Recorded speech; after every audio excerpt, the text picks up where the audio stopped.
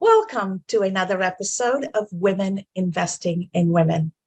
Robin and I are super thrilled and truly, truly proud to be presenting today's young woman because she stands out among all the adults we have featured so far. Not only is she young, she comes from a culture that is not native English speaking. And Mony, as a young university student, has accomplished so much.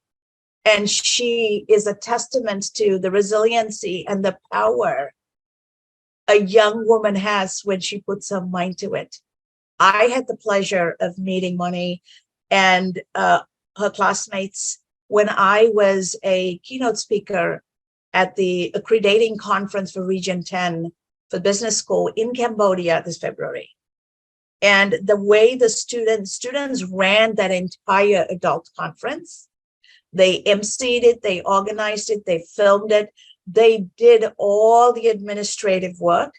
And to watch them so powerfully and so professionally run it while being young students, and the pride they took in exhibiting their culture, the kindness and the acceptance and welcoming nature of them as a people, and the way they shared their humanity and their intellect, everything was so inspiring.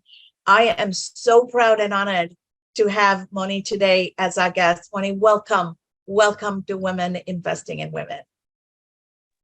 Yes, thank you so much for having me today. My name is Svay, and I'm the co-president of CamEd. And it is my honor to be here in this podcast with Robin and Dr. Thank you, Mony. So as we get started, I want you to take a moment and share with our audience how in your young educational life, you're just a junior in school, but you're not just, right? You've accomplished so much at such a young age. How did you take one or two missteps, one or two things that people will consider failures, but you didn't take them as failures? You took them as a stepping stone, and you found a way to find you, your strengths, and you've transformed into a leader. Take us briefly through that journey and what you have learned about yourself. There's a Japanese proverb that goes, "Nana korobi ya," mean falling 7 times, get up 8 times. So it's a proverb that I discovered in a book called Ikigai. So it's kind of taught me a lot that no matter how many times I fall, I can always get back up. But it's not always it's not just me that pushed me to where I am today. It is actually all thanks to my senior.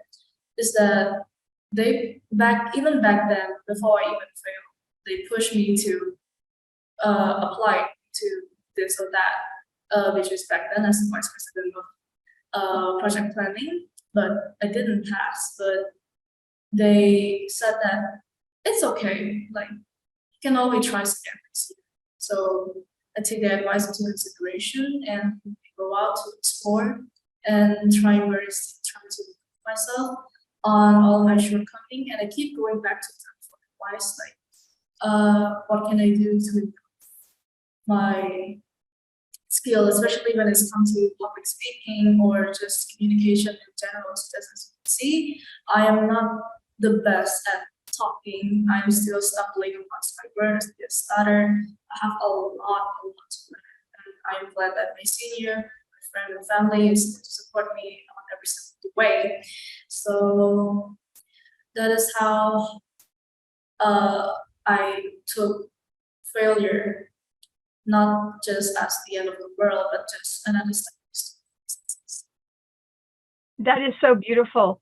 I was so excited when Cass said that we were having a guest from Cambodia. I've been following your country for 36 years and have been just so moved and touched by the people and rebuilding their lives and building their lives. And here you are, a young person, in this very spring of your life. And I'm just so excited and happy for you.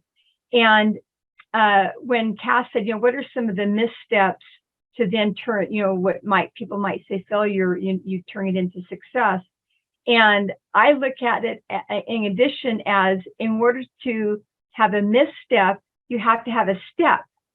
So you have to try in the first place, and then there will be people helping along the way.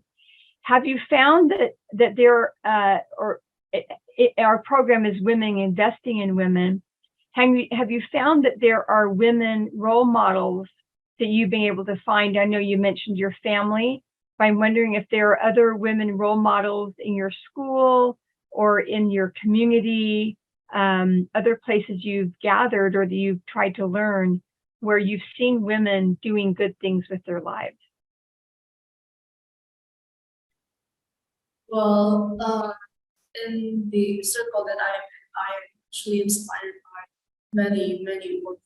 They are all incredibly inspiring in their own way, no matter what field of career they are taking in.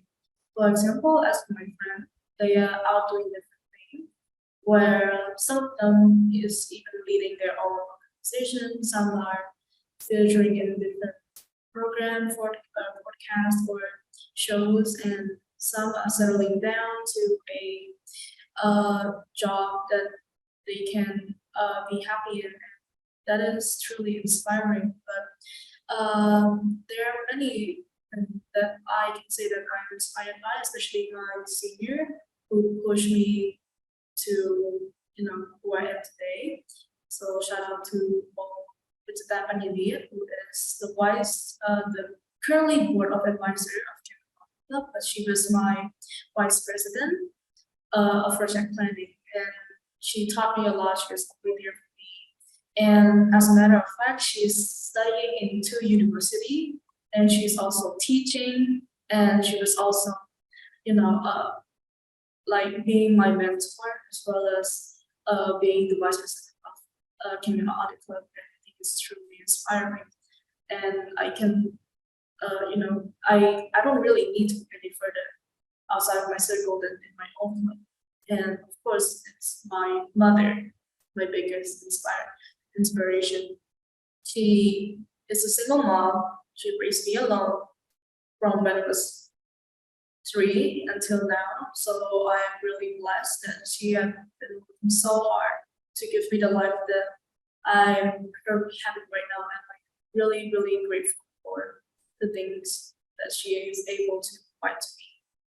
So that is the 2 women that I think is a role model to me. That is so beautiful, and just listening to you is very moving, Mony.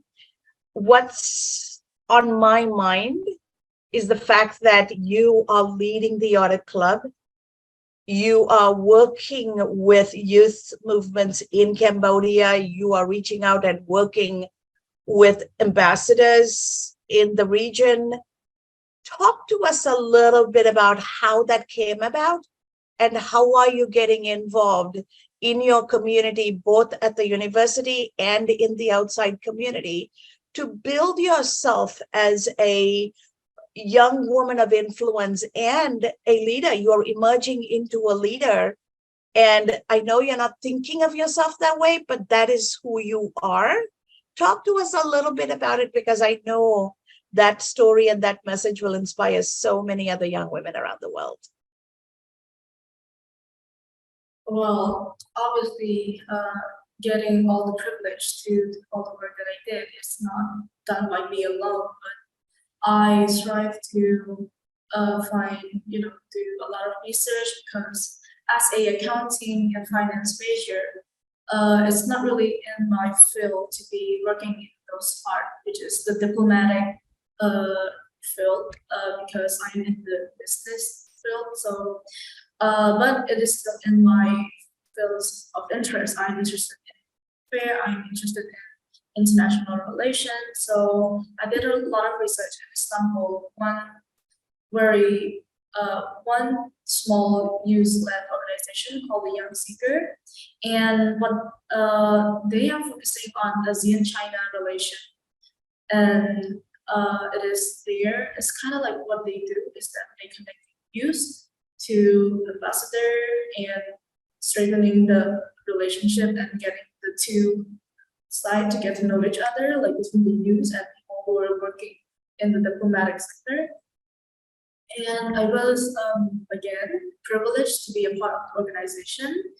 And obviously, as the public relations officer, I had done a lot of work that enables me to connect with all the ambassadors. But the time that I get to give courtesy call to the ambassador is through a project called Ambassador Town Hall, where we bring a group of youth to the embassy, give them a tour, and having a discussion with the ambassador.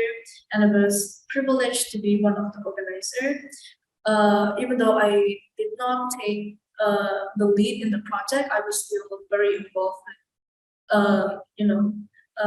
making sure that the project is going well, and I was able to go there. And because of that organization, I was, invited by embassy to go there and helping through various of cultural events. For example, like Malaysia embassy, they have their own traditional events, so they wanted help from the youth and the young people to go help operating the event. So I was privileged to join the team and go there, so I get to meet various of governors and also ambassador from many countries. But I did not rely on the organization alone to get in touch with us. In my previous job with PWE, I was also privileged to be working for the French ambassador in arranging letter to formally invite many high-ranking governor into having a meeting and dinner. So I met him once or twice. And yes, that is how I come around to getting to meet other governor and also community. But yeah, that is. Thank you. That's awesome. It's really impressive to me, both in our conversation before the interview started and also hearing you talk now. You have met and interacted with people from so many different countries and been, even if just a little bit, involved with people from so many different cultures and learning another language so fluently. So what I'm thinking is, how do you go? What do you think is the key, or one of the many secrets to interacting with so many different people and getting along and being able to create things and do things and have events and bring, accomplish things with so many different people from so many different walks of life? Well, as I already mentioned earlier, is that communication is not my strong suit. I tend to stumble on my word, and other thing, I have a lot of shortcomings. The thing that pushed me to, be able to stay and be to meet people is that I am very curious. I want to know, I want to learn, how does this work, how does that work? I want to do that. This is really cool. I am easily impressed. Like, I see things and like, oh, I definitely do that. So that is how, I push myself into doing so many different things, that I'm so easily inspired. I'm so easily motivated. So that is all that I can say, because I wouldn't say that I would go up to people with full confidence that I know what I'm going to talk about. I don't. I just wing it, I go for it out of pure curiosity that I want to learn. I want to get to know them. And another thing is to suppress my ego, because when I go up to people, I tend to make a lot of mistakes. I'm very clumsy, and I would say that I am not really that good with words. So, but I still feel like I have a lot to learn. So if I don't start somewhere, be good at anything. So I just go for it. I hope that is enough reason. No, that was beautifully said, Mony.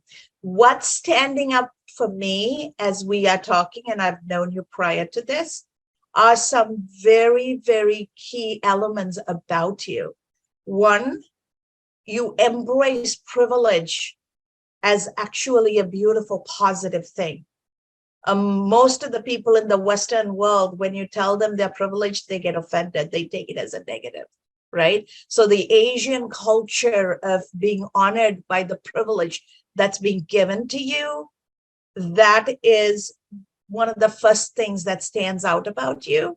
And when you come with that sense of, I have such a privilege to be in the presence of others, and then you talked about the fact that you don't go with your ego, it's very clear that you have a lot of humility, and you have a lot of grace. You have grace for your own mistakes. You have grace for how everybody else shows up. You hold space for everybody. So you have these very deep, kind, gentle qualities that the Asian community is so proud of, right? We greet each other like this. This is how we greet each other every day when we saw each other at CamEd. And that nature of embracing, inviting, and being grateful for the opportunity, those are the things that are standing out for me. The question I have for you is, the Western world doesn't always think of those as strengths. And yet in the world of getting along with people and building a better world together, those are the qualities that are needed. So have you taken the time to think about how to still hold on to them as you grow and become an older professional woman, when the world tells you don't be like that? How are you going to still be true to who you are? Is that something you have thought about? That you talked about how I can stay to myself as a strength, but to me and to a lot of people, it's kind of a weakness, is that I am not really flexible. I have always been like this my whole life, ever since I was a kid. I am very, how can I say, I am pretty, goofy. I never really grow up. I am still 5 years old in here. So even if I grow older, and even older to become whoever I'm going to become rich, I am not planning on setting myself up toward any past, because again, I am still exploring, I am still learning, and I feel like no matter how old I get, no matter how much I learn, I will never learn everything. I will never know everything. I will still continue to discover many things that I am still curious about, including this podcast. I don't really have any expectation I have in mind, but I am here purely because I'm curious, because I want to learn, and I want to get to know about you, and also about Robin, and also about how this would work. Like, I am really just winging it, and I feel like further down into the future, I am still continue to learn, and I am not planning on changing that anytime soon or ever. That's beautiful. That's so great to hear. One thing that I like to ask the guests is talking about their challenges, and you've already mentioned challenges, failing an exam and then turning that into another opportunity. I view learning another language and being able to be fluent over Zoom on that language as a challenge. What have been some of the challenges that either outside challenges or challenges you found inside that maybe people might not be aware of, that you could share, some challenges, and what gives you the strength to overcome those challenges? When it comes to challenges, I am very prone to it. I'm very used to challenges and difficulty.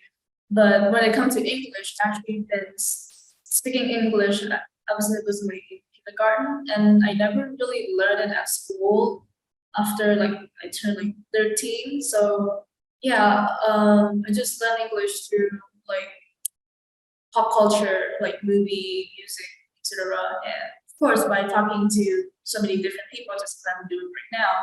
But as when it comes to external problem, I don't really have any because as an accounting and finance major, I get to do a lot of diplomatic matters. So I feel like I never really had a challenge in exploring at all. But I have many, many, many, many, many challenges within myself.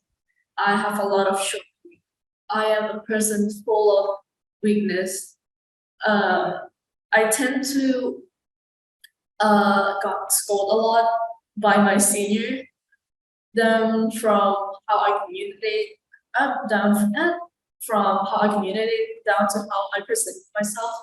And I am so glad to be scolded by them because Asian culture is that the parent or senior or the guy that is always strict on you. So, but I feel like I am so blessed that they are doing that to me, and that is how I am able to grow, even though it's so hard to improving something about yourself that have been a part of you for a very long time. For example, like communicating. Even right now, I'm not even really sure what I'm even going to say next, which I know is really, really bad, but I know that if I don't go for it, I'm not gonna learn either way. So I am planning to make a lot of mistakes. I'm going to make so many mistakes. I'm going to fail so many times that I am going to learn anyhow. So yes. Mony, that is one of the most important things human beings need to learn. None of us are perfect. There is no such thing as perfection. And we're all a work in progress. We're all learning. We're all growing. And when we come from that place of humility, there is no arrogance. And therefore, it gives permission for other people to engage with us. So I know you mentioned earlier that you're always going to be that inner child. And that is a blessing. So hang on to that inner child inside you, because that inner child is always going to be curious. That inner child is always going to be fascinated by the beauty and wonderment of the world outside. And that inner child is always going to start with love, not with anger or hate, right? And so hang on to that inner child, because she is the one who's going to continue to propel you to move forward. Do you have any closing thoughts for other young women anywhere in the world as to how they can, wherever they are, they're whole, they're beautiful, they are what they are meant to be? Any advice for them for being where they are and going after what their dreams are? My only advice is go for it. Go on, fail, go and fail again and again. But make sure you always get up. Make sure that you always go and explore something else. Make sure that you always chase it. Make sure that you are creating so many paths that you are never going to feel stuck. Because there's no barrier. The only barrier that we have is within ourselves. So break that barrier, go out, explore, get to know what you like. Don't set yourself up to only one path. Create as many paths as you can, because we can never really see how we're going to end up. Might as well just explore everything and just know that failing is not the end of the world. It's actually a new beginning. So beautifully said. And as we bring this conversation to a close, I can tell from Robin's face, Robin is moved. I am moved. We are so very proud of you, Mony. Proud to have you as our first Cambodian woman we're featuring. And we cannot wait for the world to see you, hear your message. And I would like to reiterate your message as we bring this to a close. Go out there and just do it. Yes, you're going to fail, but so what? Get up, do it again, and you will fail again. Get up and do it again. Keep doing till you get it right, and keep doing to get it right in so many different parts, because your life is not a straight road down a single road. You need to create enough parts so that you give yourselves options and you give yourselves the opportunity to live a full life, be happy, and be that inner child that you always are inside. So ladies out there, remember, making a mistake or falling down is not truly a failure. Giving up is failure. So make your mistakes, fall down, get up, keep going, because in the end, that is the mark of a successful leader.